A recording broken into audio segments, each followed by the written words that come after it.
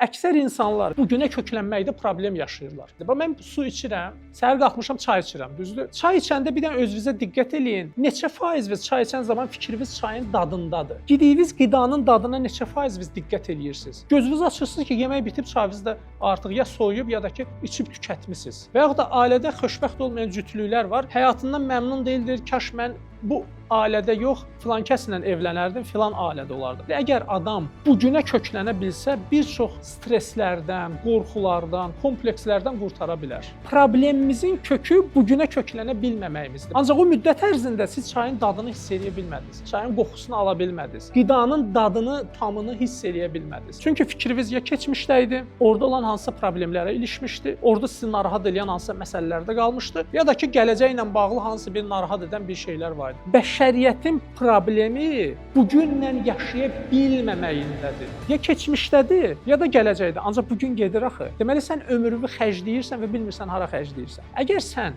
bir insanı bugünə və indiyə gətirə bilsən, onun problemlərinin çoxunu həll eləyəcəksən. Əgər mən sirab içirəmsə, mən kapuçino düşünməli deyiləm. Mən sirabı düşünməliyəm ki, mən görüm bu sirabın için və bu sirabın dadına baxıb. Bizlər bir çox vaxt sirab içirik. Ancaq xəyal eləyirəm ki, mən nə içirəm? Kapuçinonu. Bax, sən nə qədər bu yanaşma ilə yaşayacaqsan, ailəndə xoşbəxt olmayacaqsan, bir valideyn kimi xoşbəxt ola bilməyəcəksən, bir kursant kimi, bir zabit kimi xoşbəxt ola bilməyəcəksən. Sən kursantsan, burada təhsil alırsan, da düşünürsən, kaş mən həkim olardım. Sən bugünün də həzzini çıxarda bilməyəcəksən. Sən hansısa bir orta statistik Azərbaycanlı ailəsində dünyaya gəlmisən. Mən çoxlarıyla qarşılaşıram. Bu düşünür, kaş Amerikada dünyaya gələrdi. Kaş hansısa imkanlının ailəsində dünyaya gələrdi. Və bu eyni həmən məsələdir. Sən bugünə və indiyə köklənməmisən.